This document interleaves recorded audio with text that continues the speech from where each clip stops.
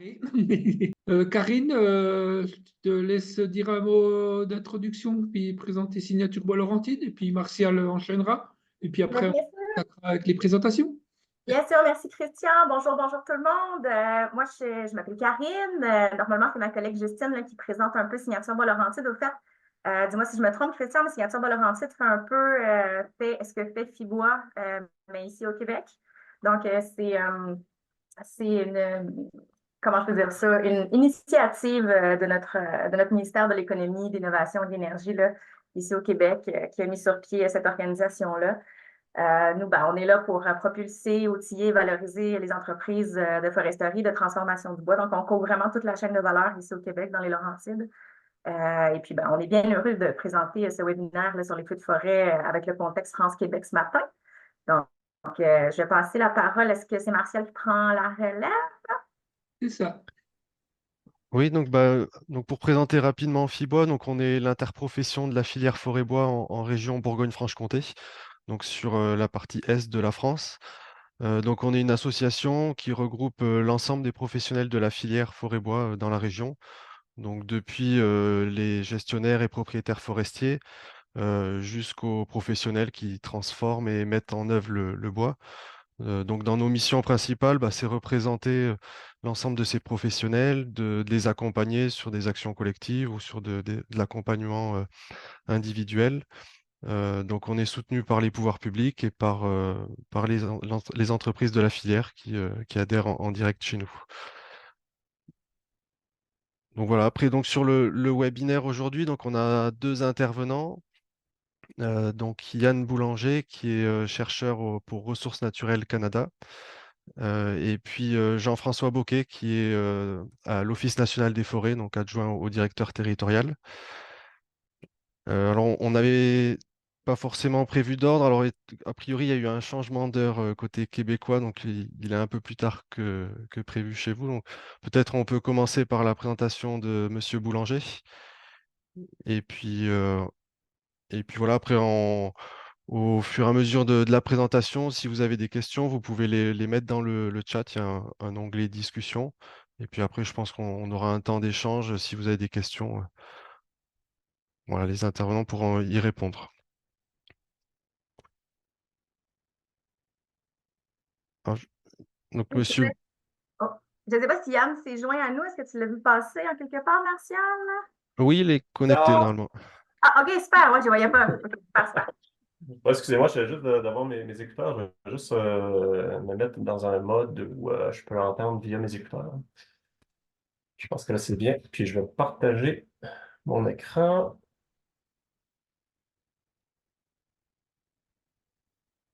Pouvez-vous me rappeler combien de temps j'ai, s'il vous plaît, pour la présentation? Environ 30 minutes. OK.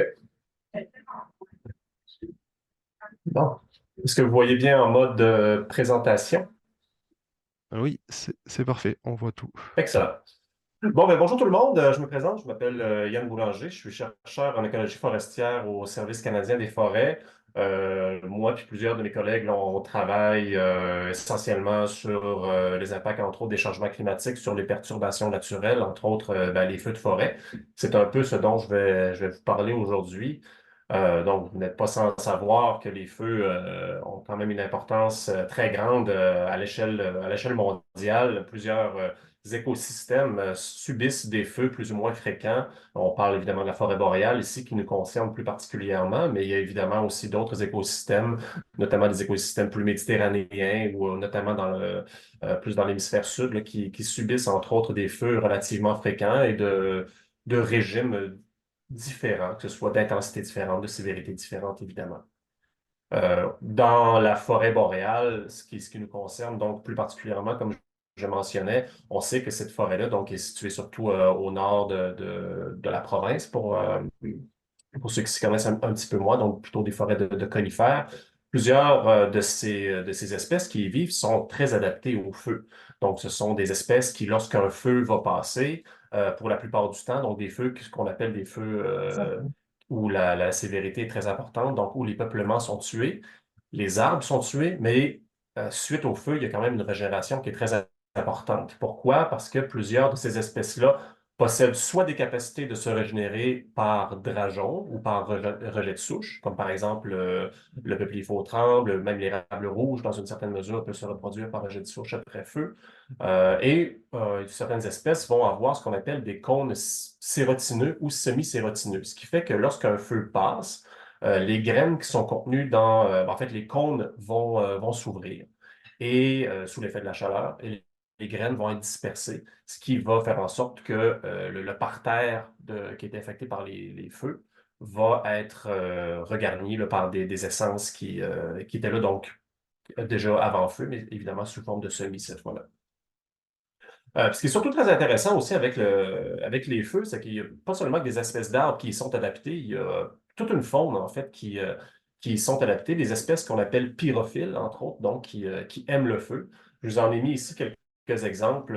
On a, entre autres, certains buprestes, donc ce sont des coléoptères, qui, à l'état larvaire, en fait, vont se nourrir justement juste sous l'écorce, par exemple du bois brûlé. Donc, elles doivent profiter très rapidement de cette ressource-là qui est quand même très transitoire dans l'environnement. Donc, il faut qu'ils les détectent, ces feux-là. Et certaines espèces ont, entre autres, ce qu'on a des détecteurs à infrarouge. Donc, vraiment, ils vont détecter les feux sur une très, très grande distance, des fois plusieurs kilomètres. Et les adultes vont se jeter littéralement dans le feu, pondre leurs œufs sur les arbres qui viennent tout juste d'être brûlés, et les larves vont pouvoir s'y développer. Il y a aussi certaines espèces de longicornes, notamment les longicornes noires, là, qu'on a quand même assez fréquemment là, au Québec, notamment durant le mois de juin, juillet. Donc, ces coléoptères avec des très grandes antennes.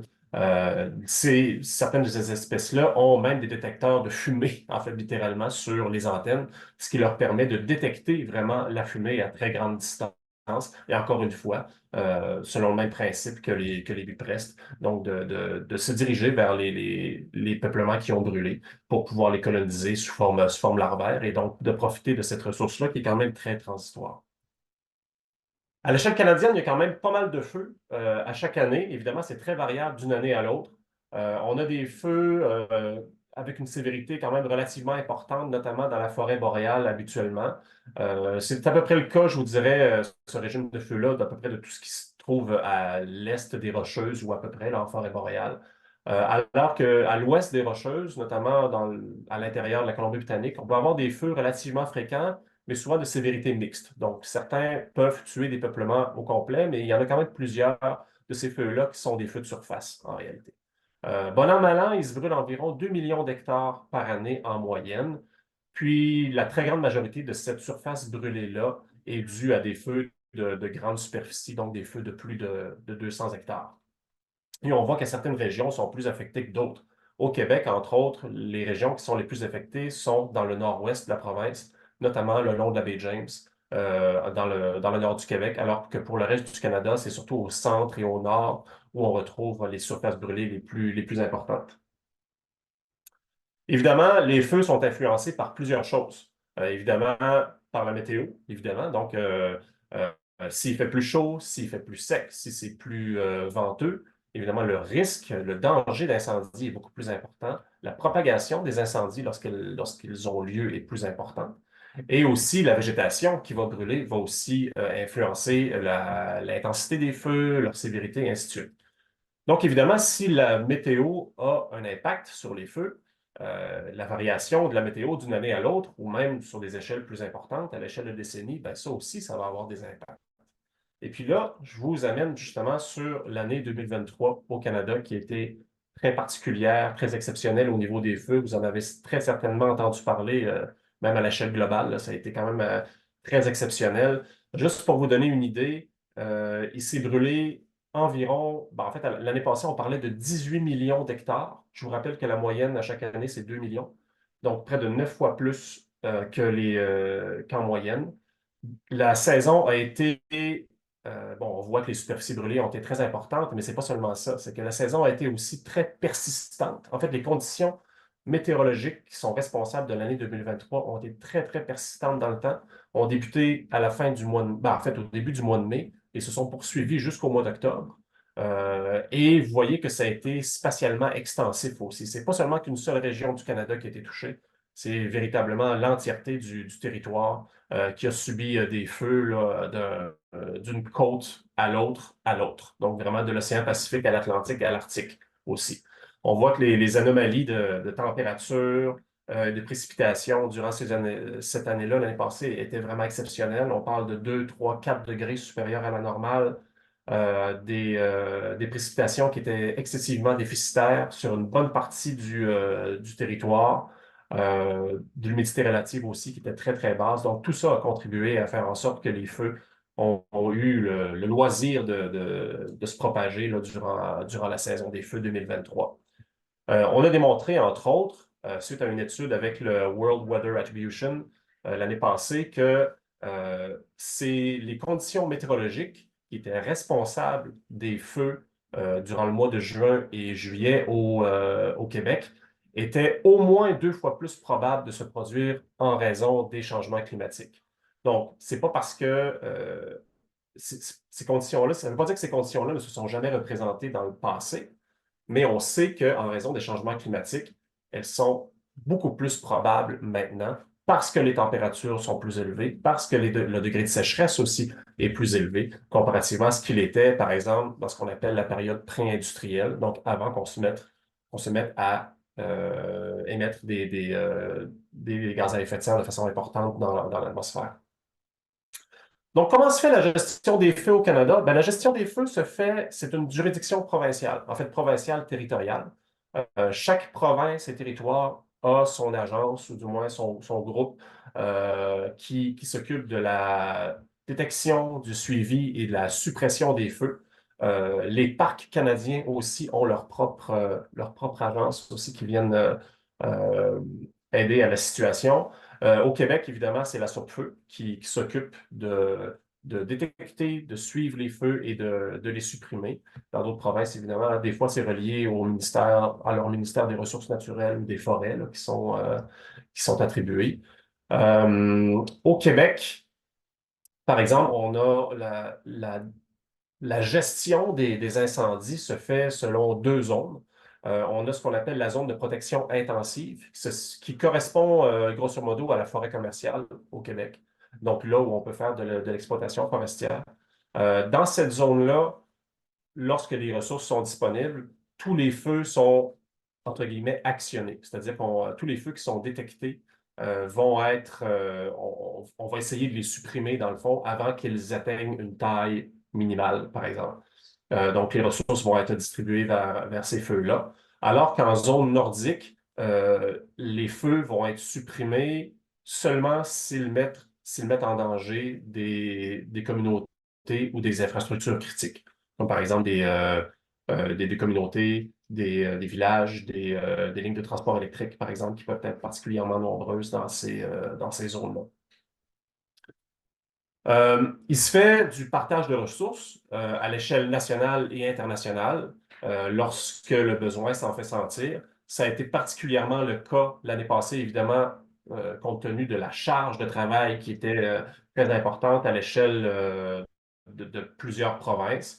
On a eu évidemment plusieurs pompiers internationaux qui sont venus aider, par exemple, au Québec et dans d'autres provinces. On a des accords justement avec plusieurs pays, notamment avec la France, avec les États-Unis, avec l'Afrique du Sud, avec l'Australie, pour venir nous aider lorsque la charge de travail est vraiment importante. Lorsque, par exemple, c'est seulement que quelques ou une province ou territoire qui est affecté par une charge de travail très importante, alors que les autres ne le sont pas, nous-mêmes, on peut prêter des ressources, que ce soit des pompiers ou encore du matériel, pour aller aider ces provinces-là via justement les programmes d'aide.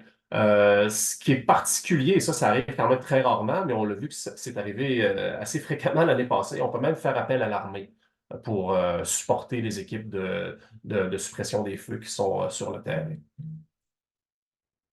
Donc, comment on détecte les feux au Québec et ailleurs au Canada? Donc, il y a plusieurs moyens qui sont mis à notre disposition pour pouvoir les détecter. À une certaine époque, ça se faisait de façon quand même assez traditionnelle et archaïque, dans une certaine mesure, pour détecter les feux parce qu'on n'avait pas les moyens technologiques. Donc, on avait des tours à feu qu'on voit là, justement ici sur le territoire. D'après moi, je pense qu'il y en a plus de ces tours à feu-là qui sont en opération au Québec. Jusqu'à tout récemment, il y en avait dans certaines provinces. Par contre, là, d'ailleurs, il y a un roman qui a été écrit par une fille qui était comme guetteuse comme ça dans une tour à feu en Alberta, que j'ai pas lu, mais ça a l'air qu'il il est bien cool. C'est un livre qui est vraiment intéressant, que je vous conseille. Je vous mettrai peut-être la référence dans le chat là, tantôt. Donc, on peut faire la détection de différentes façons, notamment lorsque les conditions météorologiques sont quand même très propices au feu. Il y a des avions, comme vous voyez ici en bas à gauche, qui sillonnent le territoire québécois pour voir s'il n'y a pas des panaches de fumée qui peuvent être détectés. Plus récemment, évidemment, on a l'aide des technologies satellitaires qui nous permettent de détecter ce qu'on appelle les points chauds. Donc, c'est vraiment des détecteurs à infrarouge, par exemple, là, qui sont sur ces satellites-là, qui nous permettent de voir la progression, dans une certaine mesure, des incendies à l'échelle satellitaire. Et il y a aussi, dans certains cas, des avions qui peuvent être, certains avions qu'on appelle, qui font partie du programme Torchlight, qui peuvent être appelés dans certaines situations pour mieux cartographier de façon, avec les infrarouges, où sont les points chauds à l'intérieur d'un feu en particulier. Ça peut aider là, les équipes de suppression des feux dans des situations vraiment très particulières où c'est très, très critique. Évidemment, on a plusieurs outils de prévision et de monitoring qui sont disponibles à l'échelle canadienne, qui peuvent être entre autres utilisés au Québec. Donc, on a évidemment tout ce qui concerne le Canadian Wildland Fire Information System. Je ne me souviens jamais de la traduction en français, là, mais je veux dire, on a l'équivalent évidemment en français. Mais on peut voir justement, il y a plusieurs cartes là, sur le site qui sont mises à jour de façon quotidienne où on voit le danger d'incendie, où sont les incendies pour l'instant, quel pourrait être le comportement du feu, entre autres. Donc, ça, c'est très, très intéressant. Donc, maintenant, tout ce qui concerne les impacts des feux. Donc, on voit que ces impacts-là peuvent être multiples, sont de nature économique, sociale, écologique. Évidemment, ça affecte la santé publique. Donc, on le voit, ça peut être assez évident. Les feux de 2023 en sont un bon exemple. Notamment en ce qui concerne les évacuations.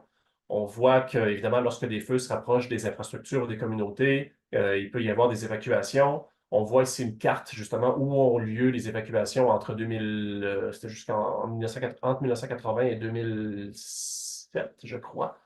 Ouais, c'est ça. Et on voit par contre que ces évacuations-là et le nombre d'évacuations sont en forte hausse au Canada, notamment au Québec. L'année passée, ça a été une année record, justement, en termes de nombre d'évacuations et de nombre d'évacués. En fait, l'année passée, il y a eu plus d'évacués que ce qu'il y en a eu durant toute la période 1980 à 2007, donc à l'échelle canadienne. Donc, c'est vraiment, vraiment énorme, là. Au Québec, l'année passée, il y a même des communautés qui ont été évacuées plusieurs fois parce que les feux, justement, se rapprochaient et revenaient. Donc, c'est des impacts qui sont très importants au niveau social. Évidemment, il y a des impacts aussi au niveau des émissions de carbone, au niveau de la fumée. En France, vous avez même reçu notre fumée, entre guillemets, au cours de la fumée des feux de l'année passée, parce que la fumée peut se transporter sur plusieurs centaines, voire plusieurs milliers de kilomètres. On a vu, entre autres, que plusieurs villes du nord-est des États-Unis, et même si, évidemment, au Québec, ont été touchées par des alertes à la qualité de l'air, donc une qualité de l'air qui était vraiment très médiocre, suite justement au feu de forêt qui avait lieu pourtant à des milliers de kilomètres de distance. Et évidemment, les feux touchent le secteur forestier. Pourquoi? Parce qu'évidemment, les feux viennent, je mets toujours ça entre guillemets, là, mais viennent un peu en compétition avec la coupe. Donc, évidemment, la coupe forestière se fait un taux qui est en relation avec la capacité de la forêt à fournir du bois à chaque année. Mais il y a quand même une partie de ce bois-là qui est mangée, entre guillemets, par les feux. C'est un peu comme si vous faisiez un jardin. Là, vous plantez de la laitue dans votre jardin. Vous attendez à une récolte en particulier de cette laitue-là à la fin de l'année, sauf qu'il y a une marmotte dans le jardin qui vient manger une partie de votre récolte à chaque année.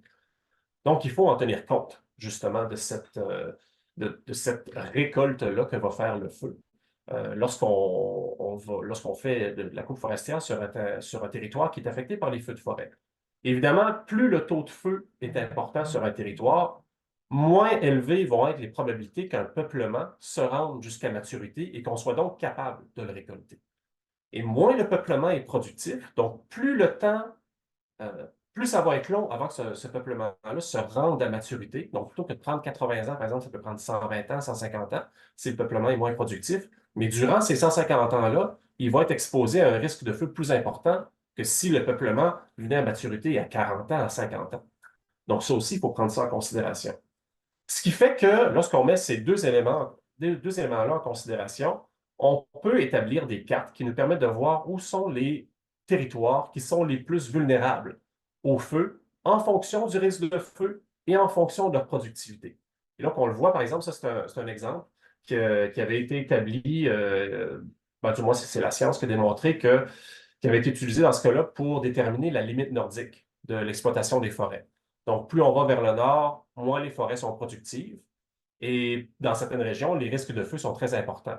Donc, au nord d'une certaine limite, considérant ça, ben, ça ne vaut plus la peine de faire de l'exploitation forestière parce que les peuplements ne sont pas assez productifs et le risque de feu est trop important. Et donc, c'est comme ça qu'on établit la limite nordique, par exemple. Une chose aussi qui est très importante à mentionner lorsqu'on fait au niveau des feux dans le secteur forestier, c'est tout ce qui concerne ce qu'on appelle les échecs de régénération. Un échec de régénération, ça arrive quand? Ça arrive lorsque le feu, par exemple, passe à des endroits qui ont soit récemment brûlé, donc qui ont brûlé dans les années d'avant, ou qui ont été coupés très récemment. Pourquoi ça arrive? Eh bien, c'est parce que dans ces peuplements-là, ou du moins sur ce territoire-là, les peuplements sont donc très jeunes. Il n'y a pas d'arbres matures sur le parterre de coupe ou encore sur le feu récent.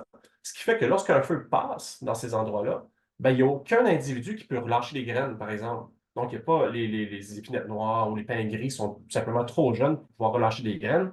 Ce qui fait que s'il n'y a aucune espèce qui peut se reproduire de façon végétative, donc par exemple faire des drageons ou encore des rejets de souche, bien, on va se retrouver avec des échecs de régénération très importants à ces endroits-là. Je vous montre quelques exemples. Justement, l'année passée, tout ce qui est en noir sur la carte ici, c'est des endroits qui ont brûlé en 2023. Puis vous voyez que plusieurs, ça, entre autres, c'est le feu de Lebel-sur-Quévillon, là, pour ceux qui se connaissent un peu, donc dans le nord-ouest de la province. On voit qu'une bonne partie de ces feux-là sont passés dans des endroits qui avaient brûlé très récemment. Donc en 2018, en 1995, en 2010. À ces endroits-là, c'est sûr qu'on va se retrouver avec des échecs de régénération parce que ce qu'il y avait suite au feu de 95, au feu de 2018, ben, c'est juste des petits semis. C'est vraiment pas des gros arbres qui ne peuvent pas relâcher des graines. Et on s'attend justement à ce que, suite au feu de l'année passée, il y ait à peu près entre 300 et 400 000 hectares qui soient affectés par des échecs de régénération. Donc, c'est vraiment énorme. Un autre aspect aussi où les feux ont un impact très important au niveau forestier, ben, c'est tout ce qui concerne ce qu'on appelle les coupes de récupération. Donc, lorsqu'un feu va survenir, s'il survient dans un peuplement mature où le bois est quand même d'une bonne taille, ben, on peut le récupérer, ce bois-là. On peut aller le chercher. Mais il faut faire vite parce que ce bois-là va se dégrader rapidement. Il va être entre autres attaqué par les longicornes que j'ai mentionné au départ, qui vont donc creuser des trous à l'état larvaire dans les arbres. Et il y a aussi des champignons qui vont se mettre dans les arbres. Tout ça, ça va réduire la qualité et l'esthétisme, entre autres, du bois, ce qui fait en sorte que plus on attend, plus la valeur économique de ce bois-là diminue. Et certaines années, entre autres, comme l'année passée, et cet été aussi, il va y en avoir beaucoup de ces coupes de récupération-là. Donc, j'avais les derniers chiffres dernièrement. Là, je pense qu'il y a 5,2 millions de mètres cubes de bois de récupération qui ont été récupérés justement à l'été 2023. Il va en avoir aussi là, à l'été 2024, là, dans les feux de 2023. Donc, tout ça, ça nous dit que, dans le fond, lorsque des feux surviennent, ben, ça a des impacts négatifs sur entre autres sur ce qu'on appelle la possibilité forestière, sur notre capacité, dans le fond, à aller chercher du bois à l'échelle de différentes régions. Puis on a deux façons de voir cette situation-là lorsqu'on veut inclure le feu dans le calcul, dans la planification forestière. La première chose, la première façon de faire, c'est de faire ce qu'on appelle un calcul a posteriori. Donc, une replanification de notre taux de coupe. Par exemple, il y a un feu, comme par exemple l'année passée, des feux surviennent sur un territoire de façon très importante. Oups, ces feux-là ont mangé une bonne partie de ce qui aurait pu être récolté. On va être obligé donc de baisser la possibilité forestière pour ne pas se retrouver à long terme avec des trous dans les classes d'âge, avec des moments où, oups, ben là, il y a trop de feu. Il y a eu trop de feu, puis il n'y a plus assez de bois à récolter. Donc, ça, c'est ce qu'on appelle la replanification. C'est ce qu'on fait présentement sur l'immense majorité du territoire du Québec. L'autre façon de faire, c'est d'y aller ce qu'on appelle a priori. Donc, dans cette situation-là, plutôt que de replanifier à tous les 5 ans, par exemple, le, la, euh, le calcul de possibilités en fonction des feux qui surviennent sur un territoire, on va plutôt y aller de se dire, ben écoute, ce territoire-là, il est soumis de toute façon à des feux qui surviennent fréquemment. Sachant ça, ben, on va baisser la possibilité forestière, nos taux de coupe, pour se faire ce qu'on appelle des réserves de précaution. Donc, on baisse de 5, 10, 20 par exemple, la possibilité. Puis, à ce moment-là, on considère le fait qu'il y a une partie de notre territoire qui va passer au feu. Donc, ça fait en sorte que les risques de feu, on est beaucoup moins en mesure de se retrouver avec une situation de rupture de stock. Je vous donne un exemple. Présentement, au Québec, donc comme je vous mentionnais, l'immense majorité du territoire est sous ce qu'on appelle une stratégie a posteriori, sauf dans 2 unités d'aménagement dans le coin de Chibougamau, donc vraiment dans le nord-ouest du Québec, qui sont soumises à des feux très fréquents. Dans ces unités d'aménagement-là, on applique la stratégie de réserve de précaution. Parce que les feux donc, sont très fréquents. Donc, dans cette zone-là, on fait des réserves de précaution de 20 c'est-à-dire on baisse la possibilité forestière de 20 Si on ne faisait pas ça, là, vous avez le graphique ici à droite qui nous indique que si, par exemple, on avait 0 de réserve de précaution, donc aucune, vous avez la ligne rouge ici, après un certain temps, on se retrouverait dans ce qu'on appelle en rupture de stock. Donc, vraiment avec des fortes baisses de possibilités forestières. Alors que si on a une réserve de 20 bien à ce moment-là, dans 80 des cas, on devrait se retrouver avec un approvisionnement qui est durable, qui est stable dans le temps. Donc, tout ça pour dire qu'on ne surexploite pas la forêt lorsqu'on fait des réserves de précaution.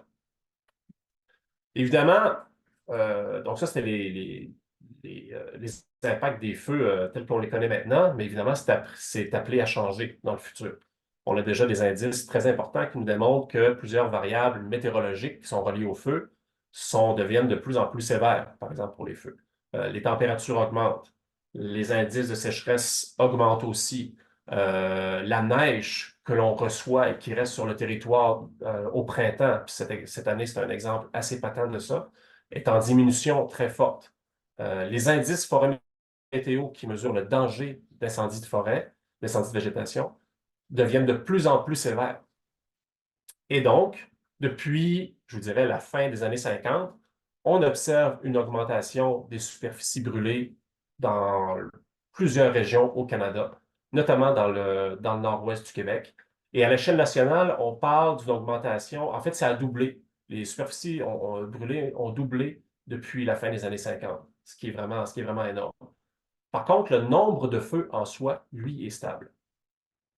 Et si on regarde dans le futur, on sait que les températures vont augmenter de façon très importante. On parle entre 4, 5, 6 degrés à l'échelle du Québec de plus durant la saison estivale. Alors que les précipitations vont augmenter, mais pas tant. Ce qui fait en sorte que cette petite augmentation de précipitations-là ne sera pas suffisante pour compenser l'augmentation des températures. Donc, on devrait se retrouver dans des situations plus sèches. Et qui dit plus sèche, donc dit plus de feu. Et justement, si on regarde pour le futur, donc selon différents scénarios climatiques là, dont je vous fais grâce, on pourrait se retrouver à la fin du siècle avec des augmentations des superficies brûlées qui se situent entre 2 et 4 fois celles que l'on a connues au cours des 30 dernières années, par exemple, à l'échelle du pays. Des saisons comme on a connu l'année passée au Québec devraient donc avoir plus de probabilité de se produire dans le futur. Ça ne veut pas dire qu'elles vont se produire à chaque année, évidemment, mais la probabilité qu'une saison comme celle qu'on a connue l'année passée survienne, elles vont être beaucoup, beaucoup plus importantes. Et ça, évidemment, ça va avoir des répercussions très importantes sur le secteur forestier. Donc, je reviens sur l'impact sur notre capacité à maintenir nos taux de coupe dans le futur. On a fait des études, ça c'est sorti en 2015, puis on a essayé de déterminer jusqu'à quel point l'augmentation des feux de forêt prévus dans le futur pourrait affecter notre capacité à maintenir nos taux de coupe tels qu'ils sont maintenant. Et là, on voit pour deux différentes périodes, donc 2025, 2085. 2025, là, c'est demain, littéralement, là. Et on voit que quand c'est orange et rouge, on est dans une situation où si on maintient les taux de coupe tels qu'ils le sont actuellement, on va tout simplement surexploiter la forêt, considérant les feux futurs. On ne pourra pas, il va y avoir trop de feux, dans le fond. Et on voit que certaines régions, donc déjà en 2015, on avait identifié la région de Lebel-sur-Quévillon comme étant une région très à risque.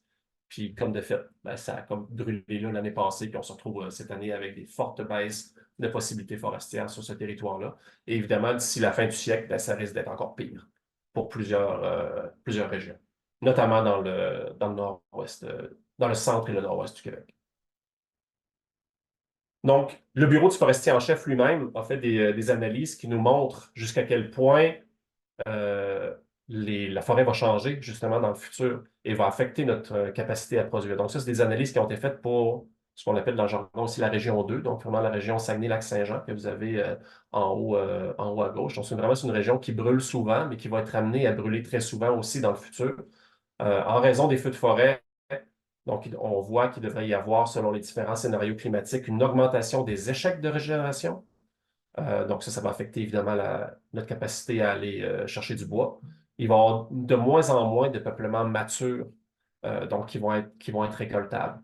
Ce qui fait que si on maintient les taux de coupe tels qu'ils le sont présentement, donc sans ajustement, ce que vous avez donc sur la ligne en haut, on prévoit que ben, de toute façon, donc là, présentement, par exemple, au lac Saint-Jean, il se récolte à peu près 6 millions de mètres cubes par année, là, grosso modo. Si on maintient ce taux de coupe-là dans le futur, vous voyez que selon le RCP 4.5, RCP 8.5, qui sont des scénarios climatiques futurs, là, où les feux vont augmenter, on va se retrouver à peu près d'ici 60 ans en rupture de stock. Donc, ils vont être obligés de diminuer fortement. Donc, la variation là, de taux de coupe à chaque année va être excessivement importante parce que justement, les feux vont être très importants. Si on ne veut pas se retrouver dans une situation comme ça, il faut baisser la possibilité forestière pour maintenir un taux de coupe qui va être stable dans le temps. Mais pour cette région-là, les analyses suggèrent que si on veut avoir un taux qui est stable dans le temps, il faut diminuer cette possibilité-là entre 40 et 60 là, selon les différents scénarios. Ce qui est franchement énorme, mais c'est quand même ce que rapporte le bureau du forestier en chef. Une chose aussi qui risque d'arriver avec l'augmentation des feux, c'est qu'on va se retrouver avec un paysage forestier qui va être totalement différent. Donc, vous le savez, certaines espèces sont plus à même de se reproduire après feu que d'autres espèces. Entre autres, le tremble, c'est une espèce le peuplier faux tremble en fait, une espèce qui va beaucoup profiter des feux, notamment par régénération, par drageon. Et on risque de se retrouver dans le futur avec des paysages où le tremble va être beaucoup plus important. Donc, évidemment, tout ça, ça va avoir des impacts sur sur ce qu'on va récolter dans le fond, ou sur ce qu'on pourrait récolter. Qu'est-ce qu'on va faire, dans le fond, avec le peuplier faux tremble, vu qu'il va être si abondant dans le futur comparativement à aujourd'hui? Donc, partout où c'est vert, c'est des endroits où le tremble risque d'augmenter dans le futur en raison des changements climatiques, notamment en raison du fait qu'il va y avoir plus de feux. Donc, qu'est-ce qu'on peut faire rapidement avec ça? Donc, on l'a vu, augmentation des feux, ça va avoir un impact sur notre capacité à couper. Une des choses qu'on peut faire, ben, c'est, comme je l'ai mentionné, d'avoir des réserves de précaution, donc de considérer les feux a priori dans le calcul de possibilités forestières, mais sur un territoire beaucoup plus grand que ce qu'il est présentement. D'ailleurs, si on avait fait ça dans l'unité de gestion 107, par exemple, qui est dans l'ouest du Québec, si on avait fait ça dès le début des années 2000, cette année, on ne se retrouverait pas avec des fortes baisses de possibilités forestières, et même que d'ici 20 ans, on se retrouverait à avoir plus de volume récolté que ce qu'on fait présentement, donc sans considérer les réserves a priori. Donc ça, c'est vraiment très important de le mentionner. Deuxième chose, peut-être de rendre les forêts, les communautés, les infrastructures plus résistantes au feu. Quand on dit plus résistant, c'est-à-dire que s'il y a un feu, ce territoire-là va être il sera moins à même de brûler. Certaines essences, par exemple, de forestières, sont moins inflammables que d'autres. Je vous parlais du peuplier faux-tremble.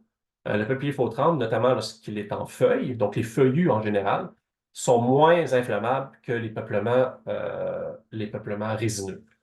Évidemment, on ne peut pas se mettre à mettre du tremble partout. Ce n'est pas souhaitable à plusieurs égards. C'est même pas possible de le faire aussi à certains égards, mais on pourrait, par exemple, le faire pour protéger les infrastructures, protéger les communautés, protéger des investissements sylvicoles aussi, qui serait très important. On peut aussi faire, ça se fait beaucoup dans l'Ouest, des brûlages dirigés ou des brûlages culturels d'origine autochtone, entre autres, qui permettent, entre autres, lorsqu'ils sont faits à des périodes spécifiques de l'année, de réduire le combustible pour les années subséquentes. Donc, il y a moins de possibilités de brûlage à ce moment-là durant les saisons de feu, les années subséquentes. C'est quelque chose qu'on ne fait pas au Québec, qu'on fait seulement dans les parcs nationaux, le parc de la Mauricie, parc de la Gaspésie, mais parc Forillon, entre autres. Troisième solution, c'est d'avoir des paysages qui seraient peut-être plus résilients au feu. Donc, si un feu passe, même si le peuplement est touché, le peuplement sera plus en mesure de revenir après feu. Donc, deux exemples de ces solutions-là. Premier exemple, faire de la rétention variable. Donc, vous le voyez ici à gauche, c'est un parterre de coupe, dans le fond, où on a laissé des semenciers sur place. Peut-être 5, 10, 15 d'arbres matures sur le parterre de coupe. Ce qui fait que s'il y a un feu qui survient sur ce territoire-là, les semenciers qui sont là vont être capables de regarnir le parterre forestier sans qu'on soit obligé de revenir et de planter. Parce que planter, ça coûte cher en bébite. Donc, alors que si on peut le faire de façon naturelle, ben c'est mieux. D'autres choses aussi, ce serait peut-être de privilégier des espèces qui elles-mêmes se régénèrent très facilement après feu. On pense entre autres au pin gris, qui, dès l'âge de 10 ans, peut produire des graines. Et donc, si les peuplements passent souvent au feu, donc même s'il y a un jeune peuplement de pin gris, il va être en mesure de se régénérer après feu. Parce que, dans le fond, comme je le mentionnais, jusqu'à quel point on peut reboiser les échecs de régénération. C'est excessivement cher de le faire et on a des limites opérationnelles à pouvoir le faire. Chaque année au Québec, il se plante environ 50 à 60 000 hectares par année. Je vous rappelle que l'année passée, il y a eu 300 000 hectares d'accidents de régénération. Donc, évidemment, ça prendrait des années à tout replanter ces territoires-là pour faire en sorte que les peuplements redeviennent rentables, dans le fond profitables. Les plantations elles-mêmes peuvent passer au feu. L'année passée, il y a 80 000 hectares de plantations qui sont passées au feu. Donc, ça coûte cher. Fait que tout ça pour dire, dans le fond, qu'il faut prendre en considération les coûts lorsqu'on veut, dans ce cas-là, ici, entre autres, reboiser les échecs de régénération, surtout dans un contexte de changement climatique. Évidemment aussi, puisque le bois va changer, on parlait de plus de peupliers faux-tremble, probablement plus de peuplement de récupération. Qu'est-ce qu'on fait avec ce bois-là? Est-ce qu'on fait de la biomasse? Est-ce qu'on continue de faire du débarcat? Est-ce qu'il y a d'autres produits finis qu'on peut faire avec le tremble, dans le fond, qui pourraient être intéressants? Donc ça, évidemment, ça fait partie de l'innovation dans le secteur forestier qui est particulièrement importante. On peut aussi faire en sorte d'augmenter les capacités de suppression des feux. Évidemment, ce n'est pas la panacée. L'année passée, on l'a vu, la capacité opérationnelle de la SOPFEU, c'est à peu près 30 à 40 feux par jour qui est actif là, durant une journée. Si on a 150 feux en même temps, on est complètement débordé. Donc, augmenter la capacité de suppression, ça peut être une bonne idée, mais ce n'est pas nécessairement la panacée. On sait qu'il peut y avoir des problèmes de main-d'œuvre, notamment reliés à tout ça. On est en manque de pilotes, puis de pompiers forestiers aussi. La flotte de CL415 est particulièrement vieillissante aussi. Donc ça serait à considérer là, pour le futur. Puis, je termine avec ça. Tout ça aussi, la gestion des risques de feu, notamment pour le secteur forestier, ça doit être pris dans son ensemble. Évidemment, il n'y a pas seulement des risques de feu sur le territoire. Il y a des risques d'inondation, il y a des risques de tremblement de terre, évidemment, il y a des risques de glissement de terrain, et ainsi de suite. Puis certains de ces risques-là sont reliés les uns par rapport aux autres. S'il y a plus de feu, il va peut-être plus y avoir de glissement de terrain dans certaines situations. Donc, ça nécessite un zonage, par exemple, du territoire qui va être très important. Donc, de prendre en compte tous les risques de façon holistique, je dirais, sur le territoire. Et je vous laisse avec certaines questions qu'on se pose, entre autres moi-même, et qui se posent notamment le présentement en lien avec, vous n'êtes pas sans savoir qu'il y a des tables de réflexion le présentement sur l'avenir de la forêt. J'imagine qu'elles vont s'arrêter dans votre région. Il y a des questions à se poser là, par rapport à ce qu'on veut faire dans le futur, en considérant les feux, en considérant ce qui va arriver dans le futur en fonction des changements climatiques, et surtout en considérant les coûts et les opportunités aussi qui nous sont données là, pour profiter ou considérer cette situation-là dans le futur. Alors voilà, merci beaucoup. Merci beaucoup pour la présentation, c'était vraiment très intéressant. Alors, je ne sais pas s'il y a des questions ou des remarques. Alors, l'intervention de Sophie Dallaire, je vous laisse remettre votre Ah non, micro. c'est juste un petit bravo. Merci beaucoup. Merci beaucoup pour la présentation. Merci, c'est apprécié.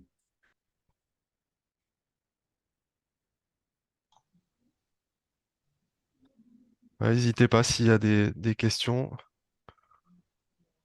soit de prendre la parole ou de les noter Oui, dans le chat. je peux partager la présentation si vous voulez. Je vais vous donner le lien pour que vous ayez accès. D'ailleurs, je pense que je dois l'avoir En ici. fait, Yann, moi, ce que je propose de faire, je Ouais, prendrai déjà la présentation. Vous faites la présentation. J'ai la présentation aussi de notre représentant français. oui, Ce que je vais faire, c'est que je vais envoyer un courriel à tous les participants avec les présentations jointes. Donc, vous aurez accès ouais. là, à tout le contenu. Puis aussi le lien d'enregistrement du webinaire, si possible de me l'envoyer après, Martial. Donc, je vais laisser les gens Bien sûr. peut-être des questions, sinon, on va continuer. Alors, il y a une question de Béatrice Ferniaud qui demande qu'en est-il de la sensibilisation des citoyens sur ces risques?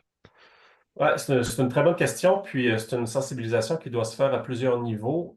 Évidemment, en ce qui concerne le risque aux communautés, aux infrastructures, mais aussi les risques pour le secteur forestier. Je vous dirais que ça, tu sais, je vous mentionnais entre autres que le nombre de feux n'avait pas augmenté de façon significative au cours des dernières décennies. Même dans certaines régions, il a diminué. Mais ça, c'est justement probablement dû au fait qu'il y a une meilleure sensibilisation des citoyens. Le nombre de feux anthropiques, donc causés par les humains, est en diminution pour plusieurs régions au Canada, probablement donc en raison d'une meilleure sensibilisation. Ceci dit, on est encore dans je dirais, dans une ère où, entre autres au Québec, on n'est pas tellement au courant des risques de feu. Je parle à l'échelle de la population, là. Des risques de feu pour les communautés, les infrastructures. Jusqu'à tout récemment, il n'y a pas d'analyse de risque, par exemple, qui sont faits à l'échelle de la province en ce qui concerne les feux. Il n'y a pas de base de données qui maintient justement des données par rapport aux incendies passés. On voit qu'il y a plusieurs, par exemple, par rapport au feu l'année passée, on a été très réactif plutôt que proactif pour justement protéger les communautés, les infrastructures. Par exemple, certaines communautés ont fait des coupe-feux vraiment à la hâte là, autour des communautés. Donc, si cette sensibilisation-là avait été plus importante, ou du moins cette sensibilité plutôt avait été plus importante, probablement que des actions proactives auraient été entreprises. Il faut comprendre que au Québec, l'année 2023 a été particulièrement un choc parce que ça faisait plusieurs années qu'il n'y avait pas eu de feu très important au Québec, du moins dans le sud du Québec. La dernière grosse année, là, c'était probablement 2010. Il y avait eu des gros feux en 2013 dans le nord du Québec, mais la dernière grosse année au Québec méridional, c'était vraiment 2010, avant ça 2007, 2005.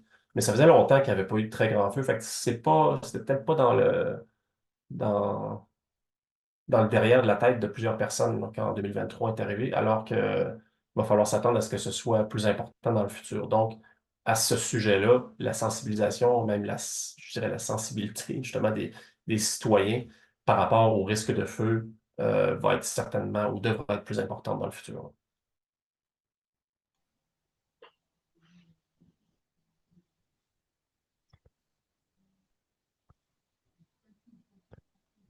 Ok, merci. Donc, s'il n'y a pas d'autres questions, bah, je vous propose de laisser la main.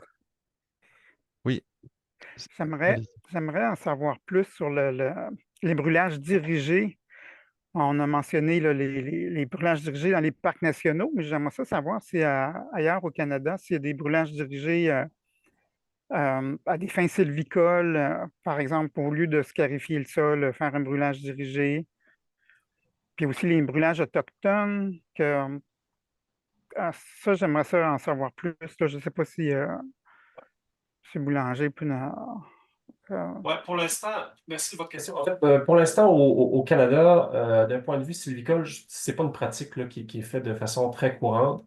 C'est une pratique qui, entre autres, dans les parcs nationaux, est présentement faite essentiellement d'un point de vue écologique. Donc, c'est-à-dire pour ramener le feu sur ces territoires-là, pour recréer des conditions de peuplement qui sont typiques d'avant l'intervention humaine au niveau de la suppression des feux, par exemple. Dans l'Ouest, c'est beaucoup plus commun de faire ce genre de, de feu dirigé. Au Canada, ben, dans l'Est, là, il y a eu des mauvaises expériences dans le passé, puis je pense que ça a refroidi plusieurs personnes, sans faire de jeu de mots. Mais justement, dans l'ouest du pays, c'est reconnu que les feux culturels, du moins les brûlages culturels d'origine autochtone, étaient excessivement importants avant l'arrivée européenne. Les territoires, la composition, les paysages forestiers étaient excessivement différents de ce qu'ils sont aujourd'hui en raison de ces feux-là. Donc, des paysages beaucoup plus ouverts, où justement la biomasse qui est disponible pour le feu est beaucoup moins importante. Suite justement à l'arrivée des Européens puis la suppression des feux aux alentours de 1900, au 20e siècle, ben, on a vu une forte diminution de ces feux-là, ce qui en même temps a conduit à un build-up dans le combustible de ces régions-là, ce qui fait qu'il y a beaucoup de feux dans ces régions-là qui sont beaucoup plus sévères maintenant qu'ils l'étaient dans le passé. Donc mais de point de vue sylvicole, d'après moi, c'est pas employé. En tout cas, certainement pas à large échelle, là. Certainement pas. Merci beaucoup.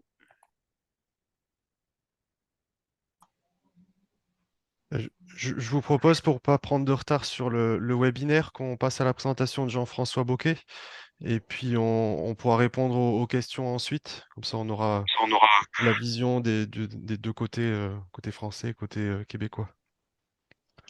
Très bien, bah écoutez, alors je prends le relais. Bonjour à tous, je vais partager mon écran. Vous allez me dire si ça fonctionne comme il le faut. Voilà. Vous me dites si vous êtes en plein écran ou pas, le temps que je le mette. Voilà. Est-ce qu'on est bon pour vous, de Donc, votre côté? oui, alors on voit ta présentation, mais avec le mode présentateur. Ok, comme ça, Voilà, c'est bon, c'est en grand écran. super. Merci. Eh bien écoutez, alors on démarre pour la deuxième partie. Donc oui, je peux peut-être commencer par me présenter aussi. Donc bah, je suis Jean-François Bocquet, je suis effectivement l'adjoint au directeur régional Bourgogne-Franche-Comté de l'Office national des forêts. Alors, je ne suis pas du tout un spécialiste des feux de forêt, mais pour autant, comme je suis en charge de la coordination de l'action technique des équipes de gestion forestière sur les forêts des collectivités, la question de l'adaptation des forêts au changement climatique et la question de la défense des forêts sont effectivement des sujets qui deviennent vraiment des sujets d'actualité et qui nous occupent fortement et qui nous ont imposé finalement de nous documenter sur le sujet. Je précise qu'au niveau de l'Office national des forêts, nous avons une agence spécialisée dans le sud de la France, à Montpellier, qu'on appelle l'agence DFCI, donc une agence défense des forêts contre l'incendie. Et les collègues de cette agence sont des vrais spécialistes qui travaillent H24 sur la question des feux de forêt. Et du coup, ils ont une mission d'accompagnement des autres territoires sur lesquels le risque devient émergent. Et c'est grâce à leur soutien que j'ai pu préparer un certain nombre de diapos que je vais vous présenter. Donc je tenais à le dire qu'effectivement une partie des images que vous allez voir sont issues des travaux de mes collègues. Voilà. Donc, je vais présenter plusieurs choses. Je vais refaire un petit point sur le changement climatique et l'évolution du risque d'incendie. Je dirai tout de suite après un petit mot sur la stratégie générale des FCI, puis je vous présenterai un petit peu le rôle de l'Office national des forêts par rapport à ces questions des feux de forêt. Et si Yann Boulanger nous disait tout à l'heure que l'année 2023 avait été une année terrible sur la question des feux de forêt pour les collègues québécois, pour nous en France, c'était l'année 2022 qui a été une année hors norme. Donc je referai un petit retour d'expérience sur cette année qui a été aussi un élément déclencheur au niveau français sur cette question de la prise en compte et de la considération du risque incendie avec des stratégies qui se mettent en place ou qui, en tout cas, qui se généralisent sur tous les territoires en matière d'anticipation et de gestion du risque. Donc, je vous dirai un petit mot sur ces aspects-là. J'irai très vite sur la question de la lutte contre les incendies, qui est vraiment une mission qui relève des compétences de la sécurité civile plus que des forestiers. Donc, je passerai assez vite sur ces aspects. Par contre, je vais prendre un peu plus de temps sur le post-incendie, parce qu'une fois que les feux sont éteints, il se passe énormément de choses. Il y a beaucoup de choses à faire. Les travaux ne sont pas finis et on finira sur les pistes d'amélioration que l'on a aujourd'hui engagées pour permettre à l'ensemble des forestiers et des concitoyens de se préparer à une situation de risque feu de forêt beaucoup plus élevée.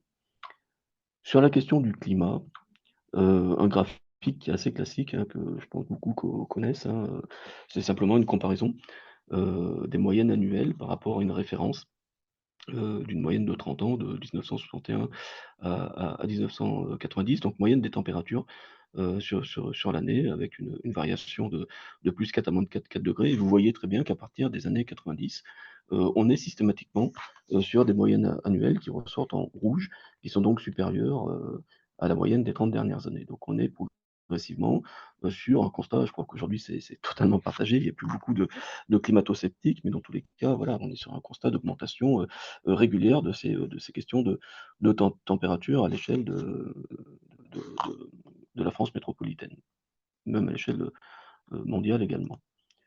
Un graphique qui est intéressant parce que du coup, ça a été dit tout à l'heure aussi, au-delà de la question de température, il y a la question d'humidité qui est extrêmement importante à intégrer dans les notions de gestion des risques d'incendie. Et sur ce graphique, vous voyez en abscisse hein, les précipitations avec une base 100 qui correspond à une moyenne aussi de 1959 à 2022. Et vous voyez en fait les différentes années qui sont situées par rapport à cette base 100. Et vous avez en, en hauteur les températures moyennes avec une variation de 4 degrés à moins 4 degrés. Ce qui est intéressant d'observer sur ce graphique, c'est que ces dernières années, 2018, 2019, 2020, 2021, 2022, que j'ai fait apparaître en cercle rouge, nous montrent qu'on a eu effectivement des années pendant lesquelles effectivement les périodes de sécheresse étaient extrêmement importantes, quand c'était des années avec des moyennes de précipitations beaucoup plus faibles que les années précédentes, et en tout cas des années avec des périodes de sécheresse relativement importantes. Ce que nous craignons le plus au niveau forestier, ce sont les périodes de, de sécheresse chaude, c'est-à-dire à la fois le cumul de faibles précipitations et de fortes chaleurs. Et nous avons eu en particulier en 2003 des très fortes canicules qui avaient eu des impacts extrêmement forts sur les peuplements forestiers. Donc voilà, depuis 5 ans, on est quand même passé dans un autre registre en matière de succession d'années chaudes et sèches qui nous posent vraiment de gros problèmes. Alors cette question de l'aggravation des risques de feux de forêt, elle est quand même à l'étude depuis pas mal de temps. Là, j'ai ressorti des éléments qui datent un petit peu. C'était une étude interministérielle qui date de 2010. Je l'ai ressortie parce qu'elle est extrêmement intéressante pour se projeter un petit peu sur ce qui nous attend au niveau français par rapport à ce risque d'incendie. Ce qui avait été fait à l'époque, ils avaient utilisé en fait des données de l'inventaire forestier national en matière de cartographie de la végétation, des données de l'ONF en matière d'analyse de la sensibilité de la végétation au risque incendie, donc l'inflammabilité, et puis des projections climatiques qui à l'époque étaient les modèles arpèges, mais peu importe le modèle. Et à partir de ces projections, eh bien, ils avaient regardé un petit peu quelle était l'évolution du niveau de risque incendie dans le temps auquel il faut qu'on s'attende. Pour zoomer un petit peu, voici la période de référence, hein, avant 2008. Au niveau français, les zones à fort risque incendie qui ressortent ici en rouge sont vraiment les zones méditerranéennes, avec la Corse, et un petit peu le bassin aquitain sur la partie sud-ouest, où effectivement le risque était plus modéré du fait d'un climat un petit peu plus océanique, un peu plus arrosé, mais avec une végétation type pas maritime, monospécifique, qui présentait des risques particuliers. Les simulations qui ont été faites, hein, au travers de cette étude qui a été valorisée par le rapport interministériel, montre effectivement une augmentation forte du risque, avec une augmentation particulière sur le bassin aquitain, mais toute la frange ouest de la France devient et deviendra très très concernée par la question du risque d'incendie. Et sur une projection à 2060, vous voyez, ça peut faire un petit peu peur quand même, parce que du coup, vous voyez que toute la région centre de la France se retrouve dans une situation où effectivement on est sur un niveau de risque d'incendie tel qu'on le connaît aujourd'hui en région méditerranéenne, qui est réputée pour être une région extrêmement chaude et sèche, où effectivement on est sur des territoires où il n'y a quasiment pas de production forestière, en tout cas de bois de qualité. Ce qu'il faut savoir, c'est que toute cette région centrale, hein, de la France, là, le centre-France, puis Val-de-Loire, etc., sont des zones sur lesquelles aujourd'hui on produit des chênes de haute qualité. Ce sont vraiment des zones de production forestière. Donc effectivement, cette projection de modèles climatiques, elle nous pose des questions en matière d'adaptation des forêts au changement climatique et de substitution d'essence ou de, de, de, de- de travaux destinés à encourager la diversité des essences, mais aussi sur de l'organisation de lutte contre le risque d'incendie, parce qu'effectivement, cette situation va devenir relativement critique et il va falloir s'y préparer. Et on commence à s'y préparer. Alors en matière de stratégie de défense des forêts contre l'incendie, il y a évidemment une stratégie nationale qui est portée sur le sujet. 2 fondamentaux. Un, l'anticipation, évidemment. Plus on est prêt, plus on est en capacité de prépositionner des moyens ou d'organiser des accès aux massifs pour les défendre ou de prévenir l'éclosion des risques, plus on est efficace dans la lutte et dans la prévention. Et puis je parle d'une approche globale, ça a été exposé tout à l'heure aussi. Pour l'illustrer, je dirais simplement qu'il est inutile de mettre en œuvre des actions de protection si en amont, il n'y a pas eu une approche globale avec, par exemple, une intégration du risque dans les documents d'urbanisme, dans les différentes politiques d'aménagement du territoire, qui font qu'effectivement, le risque est aussi maîtrisé par rapport à cette question de la répartition des enjeux. Donc, des objectifs qui visent à empêcher les départs de feu, maîtriser les éclosions et être le plus rapidement possible sur les zones de départ de feu pour limiter les développements catastrophiques et réhabiliter les sites une fois qu'ils ont été incendiés. Donc ça, c'est les bases même, je dirais, de la stratégie nationale qui est portée. Une approche multipartenariale, avec plusieurs ministères qui sont engagés sur le sujet. Le ministère de l'Agriculture qui porte la politique forestière, hein, au niveau français. Le ministère de l'Environnement qui travaille sur la prévention des risques majeurs, et c'est ce ministère qui notamment donne la plupart des orientations en matière de code de l'urbanisme, en matière d'application des règles d'urbanisme et d'aménagement du territoire, donc c'est hyper important pour nous, et le ministère de l'Intérieur qui porte la responsabilité de la lutte active contre les feux de forêt. Au niveau des collectivités, nous avons les régions qui sont partie prenante, notamment sur les aspects financiers, les départements qui sont les supports pour ce qu'on appelle les SDIS, qui sont les services départementaux d'incendie et de secours. Pour la faire courte, ce sont les pompiers, tout simplement, et les communes et les intercommunalités qui interviennent aussi. Vous savez que la gestion du risque peut être de la responsabilité du maire sur une commune. Et enfin, les opérateurs publics, je ne les ai pas tous mis. J'ai mis les 3 principaux. Météo France sur la question de la prévision du risque et des situations météo, l'inventaire forestier national au travers de l'Institut géographique national et l'Office national des forêts qui travaillent tous de concert pour essayer d'apporter des éléments de prévention et de prévision les plus stables possibles. Un mot sur l'ONF, simplement pour vous dire que l'Office national des forêts est donc le gestionnaire des forêts publiques, hein, sur le territoire. On organise les coupes et les travaux pour les forêts du domaine de l'État et les forêts des collectivités.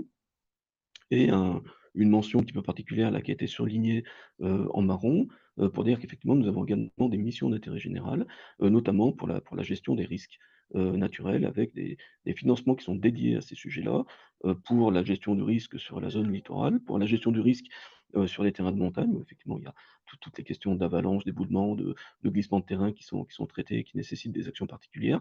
Et enfin, la gestion du risque d'incendie au travers de cette fameuse agence défense des forêts contre l'incendie que j'ai citée tout à l'heure, qui aujourd'hui engage également des missions d'extension de ces actions sur l'ensemble du territoire, accompagné des forestiers des autres régions que la région méditerranéenne, qui était la région historiquement concernée par les feux de forêt. Alors, un établissement public à caractère industriel et commercial, quelques 8 000 personnes, à retenir donc le fonctionnement de cette agence DFCI et la mise en place dans toutes nos agences, du coup, aujourd'hui, de réseaux de correspondants DFCI qui ont été formés à cette question et qui sont accompagnés pour travailler à la prévention du risque, dont on parlera tout à l'heure. Donc, les missions de DFCI qui peuvent être assignées aux forestiers sont très différentes de celles des pompiers qui, eux, sont vraiment engagés dans la lutte active contre les feux de forêt. Pour ce qui nous concerne, on est plutôt sur les travaux de prévention, sur l'appui à la prévision et à la mise en place des mesures de prévention, que ce soit des mesures en matière de contrôle, de première intervention, et puis toutes les actions post-incendie. Voilà. Donc on distingue bien l'action des pompiers en lutte active de l'action des forestiers en planification, en prévision, en aménagement des forêts. Au niveau réglementaire, un petit rappel très succinct, simplement pour vous dire que le code forestier prévoit qu'il est interdit d'allumer du feu à moins de 200 mètres d'un bois ou d'une forêt, sauf pour le propriétaire ou le locataire ou les ayants droit. Par contre, les préfets de région, et tous l'ont fait aujourd'hui, ont la capacité d'étendre cette interdiction à tous les usagers, à tous les propriétaires également, et de préciser les périodes d'extension en question. J'ai mis un mot à la fin sur un dernier article qui donne la possibilité effectivement de pratiquer les brûlages dirigés, soit en lutte préventive, soit en lutte active dans le domaine des feux de forêt. Alors l'année 2022, on l'a dit, hein, année catastrophe en France, hein, on a eu un été 2022 où on pouvait allumer n'importe quel, utiliser n'importe quel média sur toutes les chaînes publiques. Il était question en permanence de feux de forêt, donc ça a été une année électrochoc avec effectivement des niveaux d'incendie qu'on avait pour le coup quasiment jamais connus. On n'est pas du tout sur les mêmes ordres de grandeur que ce qui nous a été présenté par Yann Boulanger, hein. On est sur une toute petite échelle par rapport au Canada, évidemment.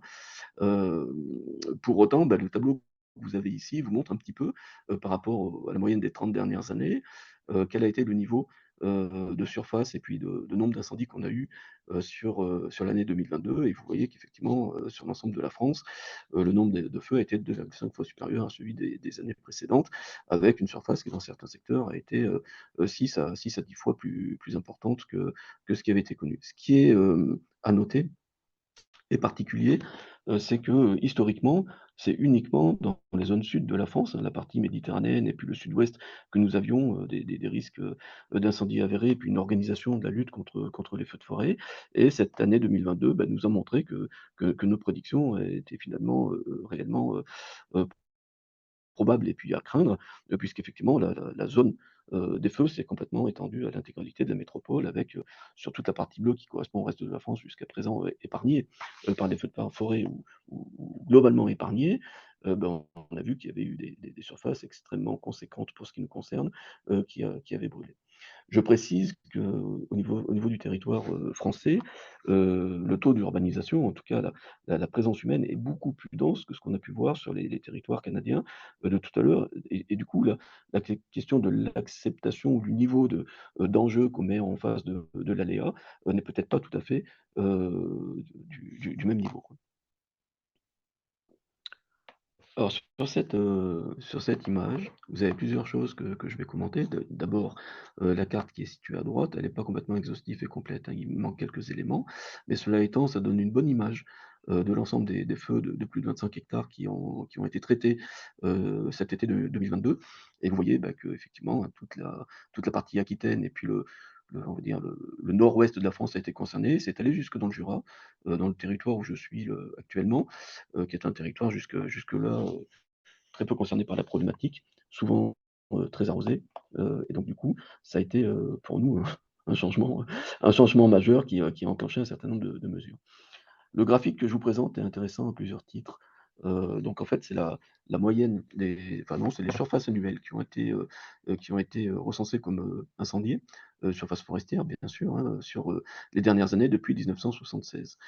Il est à noter en fait que jusqu'aux années 90, les feux en région méditerranéenne était extrêmement important. Et à partir des années 90, il y a un certain nombre de mesures qui ont été prises, notamment en matière d'organisation de la défense des forêts contre l'incendie sur le sud de la France, avec de la mise en place de tours de guet, avec de la mise en place de bandes agricoles entre les massifs de façon à avoir des zones par feu. Bon, bref, il y a tout un tas de schémas qui ont été construits et ça avait pu permettre d'engager une baisse des surfaces brûlées tous les ans. Et donc, il y avait une vraie efficacité du système jusqu'à 2023, où on a eu une année complètement hors norme, et 2022, où là aussi, en termes de conditions climatiques, ça a été hors norme. L'autre élément qui est intéressant à regarder sur ce graphique-là, c'est qu'on a deux couleurs qui sont utilisées. Une couleur plus claire qui correspond à la zone méditerranéenne et une couleur plus foncée qui correspond au reste de la France. Et il est à noter que pour l'année 2022, là où effectivement le changement est vraiment important, c'est que vous voyez que la couleur foncée couvre beaucoup plus de surface, les trois quarts de la surface. Ça signifie qu'en fait, les trois quarts des surfaces brûlées sont hors Méditerranée.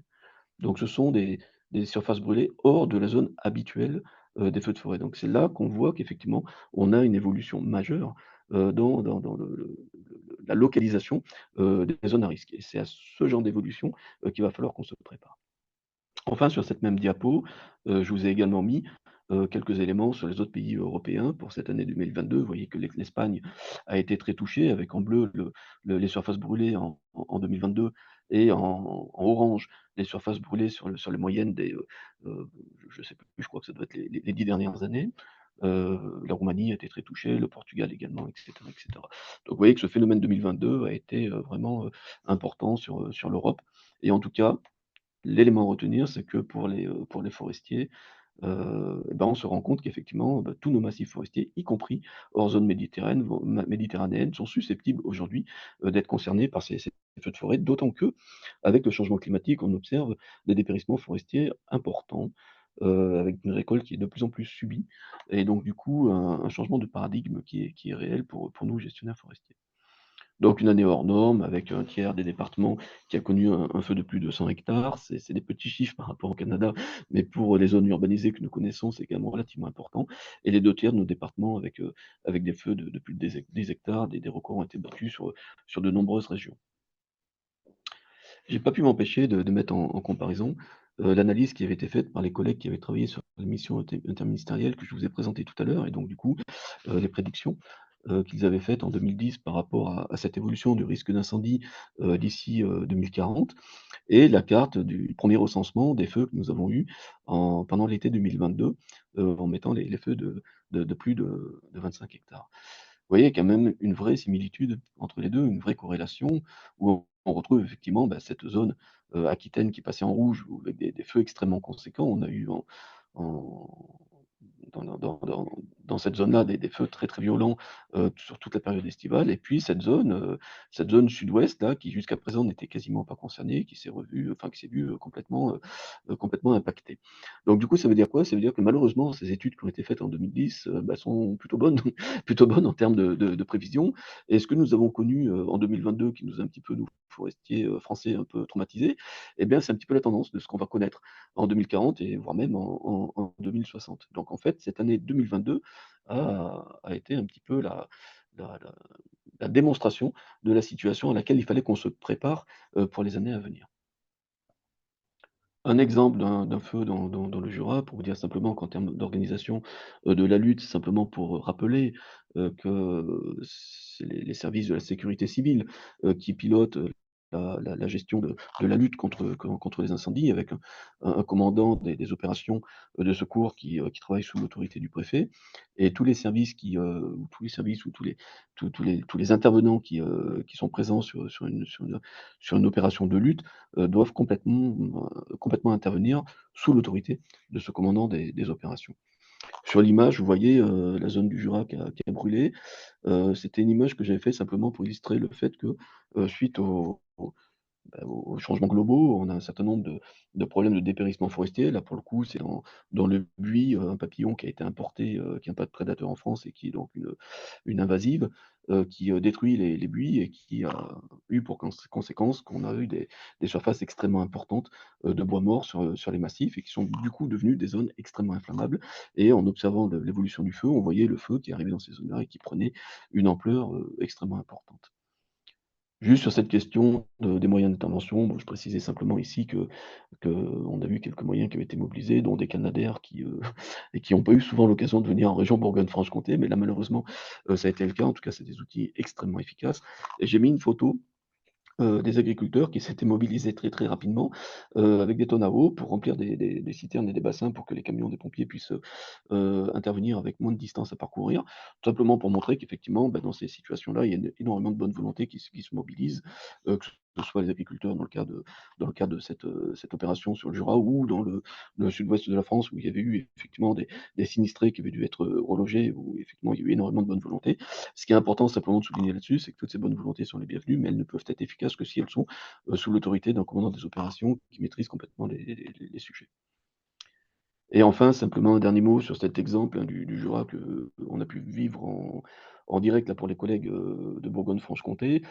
Heu, Bah, c'est la notion de sur-risque, hein. C'est qu'une fois effectivement que le feu a été maîtrisé, là on était, sur une prévision d'orage à venir et on craignait fortement, bah, des coulées de boue, des éboulements et on a dû faire intervenir le bureau de recherche géologique et minière, pour faire une expertise, pour évaluer effectivement le risque de glissement de terrain ou d'éboulement.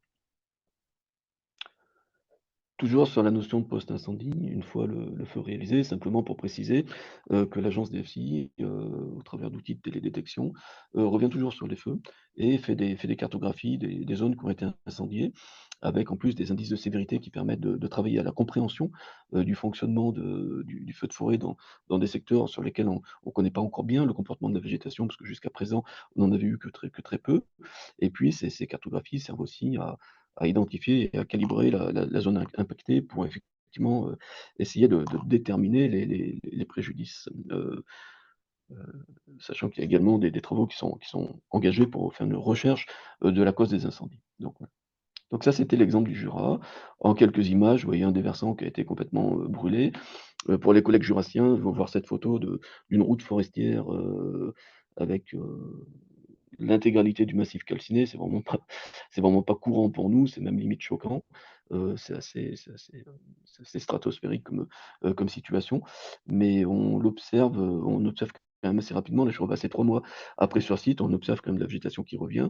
Alors évidemment, on va pas retrouver une forêt rapidement, sur le site, mais en tout cas en termes de rôle de protection des versants, la forêt pourra assez rapidement rejouer un rôle, sauf là où les sols sont superficiels. Cette petite image simplement pour montrer que, si le feu est passé rapidement et que l'intégralité des systèmes racinaires n'ont pas été complètement, brûlés, les plants peuvent rejeter quand même assez vite. Là, c'est un chêne sessile ou un chêne pubescent, je vois bien qui rejette. On n'aura pas une forêt de production tout de suite, mais en tout cas, on peut espérer qu'en 2-3 ans, on ait à nouveau un rôle de protection du versant qui puisse être relativement efficace. Alors, comment anticiper le risque? Un sujet pour nous qui, du coup, devient, extrêmement, important. On met en place des systèmes de veille incendie. La première information qui nous est, super utile, c'est les données Météo France. Donc il faut savoir que Météo France a mis en place un site, hein, dédié pour, l'ensemble des services de défense, hein. C'est pas un site grand public, mais c'est un site pour les services de défense dans lequel on trouve effectivement tous les indices météo, qui peuvent nous être utiles et en particulier un indice qui est un indice de danger d'incendie intégré, qu'on utilise avec 5 niveaux et la connaissance de ces niveaux d'indice de danger, nous permet effectivement d'enclencher, dès qu'on est dans du risque sévère ou très sévère, un certain nombre de mesures. Vous avez ici un extrait de la carte que j'avais faite, au mois d'août de 2022 et vous voyez que le quart nord-est de la France, qui est plutôt une région généralement relativement humide, on était sur des niveaux de risque, tels qu'on les connaît, généralement en région méditerranéenne. Au-delà des données météo, la deuxième information qui pour nous est extrêmement importante, c'est la connaissance de la végétation.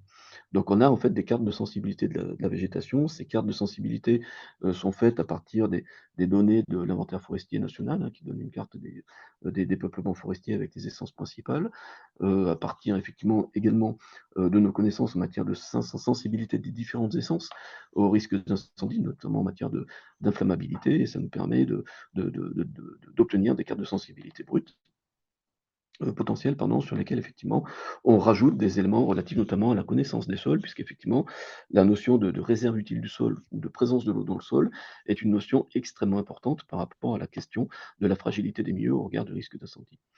Et lorsque sur ces cartes de végétation, on applique les indicateurs Météo France, on peut obtenir soit des cartes, des cartes effectives de sensibilité, hein, situation actuelle, soit des cartes de sensibilité opérationnelle ou des cartes de sensibilité modélisée lorsqu'on prend des informations de type projection climatique. Outil super important pour nous, pour organiser la lutte, je vais y revenir tout à l'heure.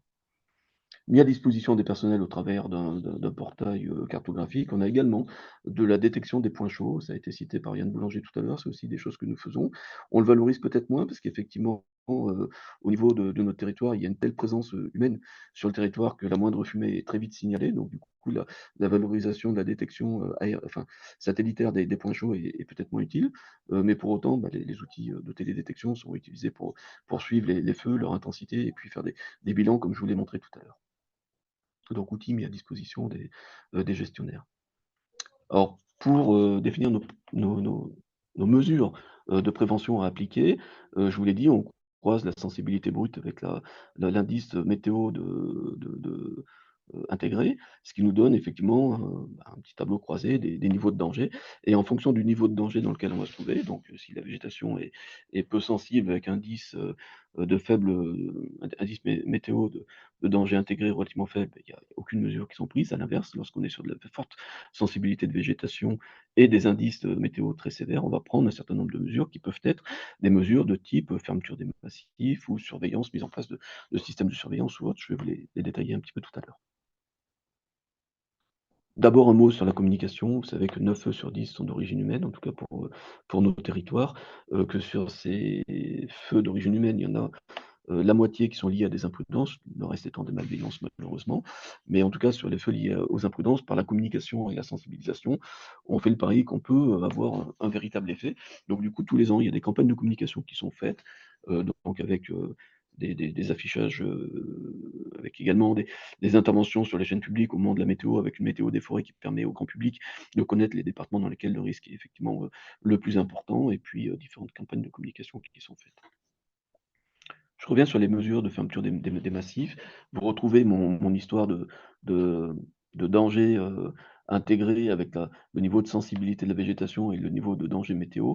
En fonction effectivement de cet indicateur de risque, on va prendre un certain nombre de décisions. Et là, pour le coup, sur la question de la réglementation de la circulation, en cas de situation météorologique sévère et de végétation sensible, on va être amené à fermer les massifs.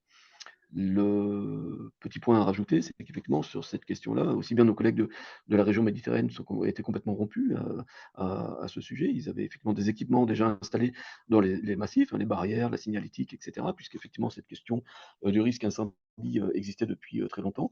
Pour nous, en Bourgogne-Franche-Comté, le phénomène étant nouveau, nous n'avions pas tous ces équipements. Donc, effectivement, quand on a été confronté à cette nécessité de fermer un certain nombre de massifs, c'est posé la question, effectivement, de leur équipement. Donc, aujourd'hui, en travail d'anticipation, et de préparation sur les massifs à risque, il y a effectivement cette question de la gestion de la circulation avec un regard qui est un petit peu différent de celui qu'on pouvait avoir jusqu'à présent. De la même façon, sur les manifestations qu'on peut avoir en forêt, aujourd'hui, chaque fois qu'il y a une convention d'autorisation d'occupation de l'espace en forêt, il y a des clauses qui sont mises pour qu'effectivement la convention puisse tomber en cas de risque d'incendie sévère. Enfin, un mot complémentaire pour vous dire que nous, forestiers, on peut être à l'origine des incendies aussi, hein. Vous savez que nos travaux, les tracteurs, peuvent accumuler des matières fines et puis, s'enflammer. Les broyeurs peuvent, avec des chaînes ou des couteaux qui touchent des pierres, générer des étincelles. Donc il y a un véritable risque lorsqu'il y a des travaux forestiers, si les conditions météo, sont favorables à l'incendie. Donc on a mis en place, en concertation avec la la profession, on a mis en place un certain nombre de consignes, de mesures, de recommandations qui vise effectivement à limiter l'activité des entreprises forestières aux moments les plus critiques au regard de ce risque incendie. Donc, encore un tableau croisé qui permet d'avoir des recommandations sur le sujet. Et enfin, toujours en matière de prévention, 2 types de patrouilles, des patrouilles de surveillance, on va dire, que je qualifie de simples, hein, qui sont des patrouilles de surveillance, de contrôle, d'information, voire même par des personnels assermentés qui peuvent verbaliser si jamais, il y avait des infractions qui étaient constatées. Et un deuxième type de patrouille qui est très léger, En fait, ce sont des véhicules 4x4 avec une tonne à eau de 1000 litres. Ce sont ce qu'on appelle des patrouilles de première intervention. C'est hyper efficace parce qu'en fait, quand on arrive à être très tôt sur un incendie, une première intervention permet d'éviter une catastrophe. Donc, on est en train de déployer sur l'ensemble du territoire métropolitain un certain nombre d'équipements de ce type-là pour qu'en période estivale, on puisse effectivement avoir des collègues qui circulent au moment les plus critiques, dans les massifs les plus critiques pour pouvoir intervenir rapidement. Sur la question de la lutte contre les incendies, une diapo qui rappelle quelques éléments juridiques, mais je vais passer très vite. J'insiste juste, encore une fois, sur le fait que la responsabilité de la lutte revient exclusivement aux services de secours, hein, donc le commandement des opérations sous l'autorité du préfet, qui a un certain nombre de responsabilités. Les personnels de l'ONF se mettent à disposition des pompiers s'il le faut. Voilà, donc je passe vite sur ces aspects-là. Là aussi, je vais passer vite sur les moyens de la sécurité civile. Je voulais juste vous donner quelques informations pour pas rester que sur une présentation de forestiers, simplement pour vous dire qu'effectivement, on a des unités militaires avec les sapeurs-pompiers de Paris, les marins-pompiers de Marseille, et puis surtout 3 unités d'instruction qui permettent de former tous les pompiers de France, avec effectivement, au niveau des départements, des services de défense, des services départementaux, pardon, d'incendie et de secours, en fait, qui regroupe tous les pompiers avec 40 000 sapeurs pompiers professionnels et 200 000 volontaires, avec la possibilité, en cas de situation extrême, de mobiliser le ministère des Armées pour des renforts éventuels, quoi. Au niveau des moyens terrestres, trois grands types, hein, de camions-citernes. Je vous passe le détail. Généralement, ils interviennent par équipe de 4 véhicules avec un un véhicule léger en reconnaissance en amont. On a ces véhicules qui sont déployés sur tous les territoires avec des moyens qui augmentent un petit peu par rapport à l'évolution du risque. Et sur les moyens aériens, vous avez une carte qui présente un petit peu les structures d'accueil qui peuvent accueillir ces moyens-là. Bon, vous savez qu'on a des Canadair, des Dash, des hélicoptères qui peuvent être mobilisés. Sur le cas du feu du Jura, qui était un petit peu excentré par rapport à ces différents moyens, on a pu faire intervenir des Canadair, ça a été hyper efficace. Voilà, c'est des moyens qui sont en train de se conforter, même si on considère qu'on est quand même relativement pauvre par rapport à l'évolution à laquelle on observe cette augmentation du risque incendie. Encore un mot sur le post-incendie, pour vous dire qu'effectivement, une fois que le feu a été traité, il y a une obligation de gérer la sécurité du public. Il y a souvent beaucoup de curieux, hein, qui viennent voir ce qui s'est passé. Il y a des risques importants de chute de branches, de chute d'arbres, et cetera. Donc il y a parfois nécessité de fermer les massifs, et en tout cas, il y a des travaux de sécurisation qui doivent être mis en place. On l'a fait pratiquement dans tous les cas de figure. Il y a des routes qui ont été fermées avec, des interventions pour, voilà, pour, évacuer les arbres dangereux. Et puis, je vous ai mis une photo en haut qui présente la notion de sur-risque. C'est-à-dire que là, vous avez, par exemple, un feu qui a été fait, qui a été traité en juillet 2009, au-dessus d'une zone urbaine, et dès le mois d'octobre, après des orages violents, il y a eu des inondations avec des coulées de boue, dans ce même secteur du fait de l'absence de végétation. Donc cette notion de sur-risque, pour nous, elle est hyper importante. On doit la gérer quasiment, systématiquement. Et enfin, un dernier mot pour dire qu'effectivement, on a des équipes qui sont en train de se former pour acquérir des compétences en matière d'analyse et de recherche des causes d'incendie, et l'évaluation des préjudices et des impacts. Sur le moyen terme, les actions à engager après ces problèmes d'incendie, bon, il y a le devenir des bois brûlés, ça a été aussi abordé par Yann Boulanger, donc je vais pas trop développer le sujet. Il y a la sécurisation des versants avec éventuellement l'installation de fascines. Je dis un mot peut-être un petit peu plus complet sur la question de la réhabilitation, de la multifonctionnalité, en tout cas de la réhabilitation des sites, pour dire simplement qu'en termes de stratégie, que ce soit suite à un incendie ou que ce soit suite à un dépérissement lié au changement climatique, notre stratégie est systématiquement de laisser s'exprimer les dynamiques naturelles pour voir un petit peu quelle est la régénération naturelle qui peut s'installer dans les massifs, et d'intervenir en plantation, en complément, pas enrichissement, uniquement là où c'est nécessaire, en essayant systématiquement d'apporter des essences qui sont plus adaptées au changement climatique. Et puis une logique d'équipement des massifs qui est discutée systématiquement après ces passages de feu. Du coup, les pistes d'amélioration, elles découlent de ce que je viens de dire. La première, c'est identifier les zones à risque. Donc, on a les services de l'ADREAL, en tout cas, qui sont engagés dans ce travail-là et qui travaillent à la cartographie des risques en croisant aléas et puis enjeux, notamment enjeux en matière de fréquentation et de bâti. Et une fois ces massifs à risque identifiés, se pose la question de la mise en place de plans d'équipement avec des stratégies régionales ou départementales qui sont portées par les préfectures de région au travers de sous-commissions départementales de risque de feux de forêt. Et donc, du coup, on commence à travailler à la détection, ou en tout cas la reconnaissance de ces massifs à risque progressivement, pour mettre en place des plans d'équipement des massifs, de façon effectivement à ce qu'on puisse anticiper un peu plus cette question du risque incendie.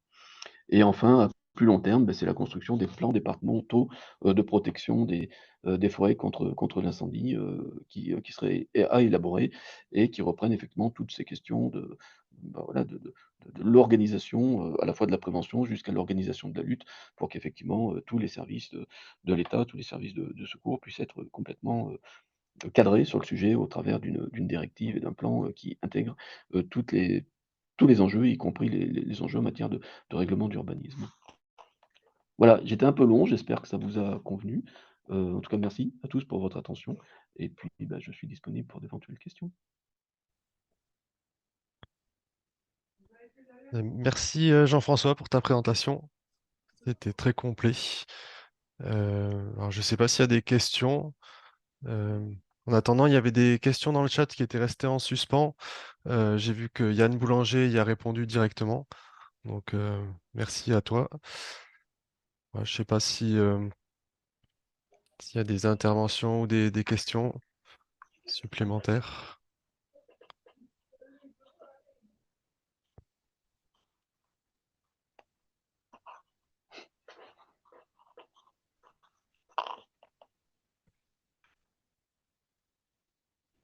C'est que tout était clair alors. Oui, a priori.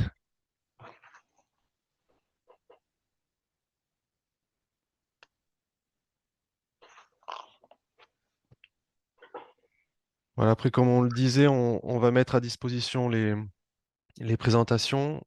Le webinaire est aussi enregistré, donc on pourra le diffuser. Il y avait quelques personnes qui n'ont pas pu être disponibles, donc qui souhaitaient quand même voir le webinaire. Donc il y a une question qui est arrivée. Bonjour, pas eu de réponse à propos de ma question sur le combat d'incendie. Oui, un peu plus haut, donc il y avait une question, donc je la relis. Bonjour, nous sommes une compagnie spécialisée en combat d'incendie.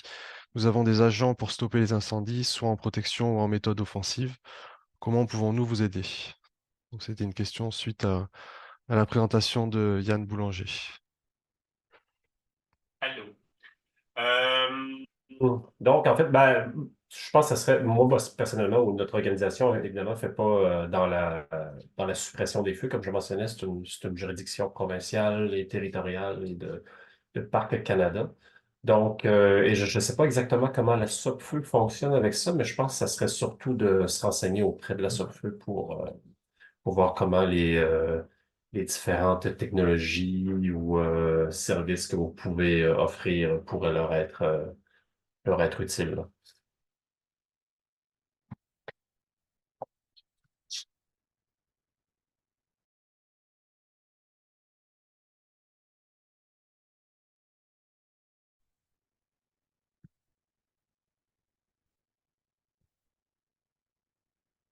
Donc, toujours pas d'autres questions?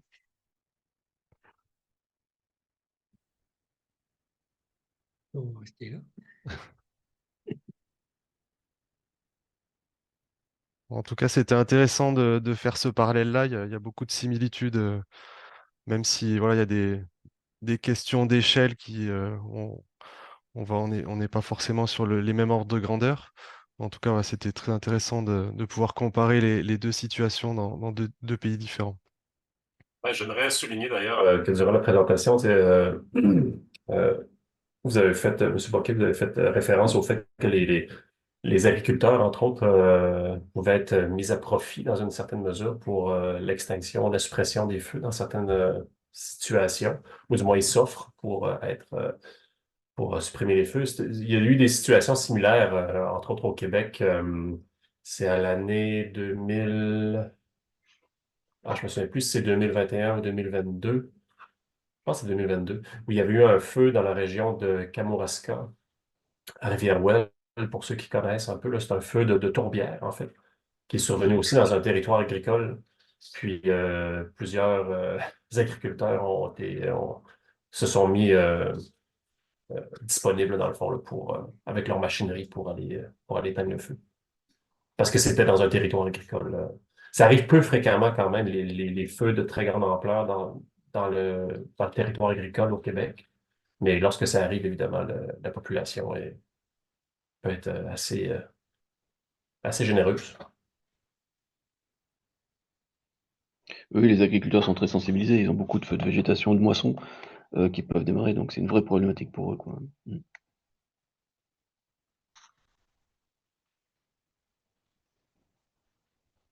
Très bien. Donc, il y a eu d'autres messages dans le chat donc pour remercier pour les présentations qui étaient très intéressantes. S'il n'y a pas d'autres questions, bah, je vous propose qu'on en reste ici. Ben oui. Parfait, merci beaucoup. Merci encore aux intervenants et puis bon, on vous enverra les présentations et l'enregistrement. Merci beaucoup de l'invitation. Merci à vous. Merci. Merci beaucoup. Au revoir à tous. Merci, au revoir. Bonne Merci beaucoup. soirée pour les Français.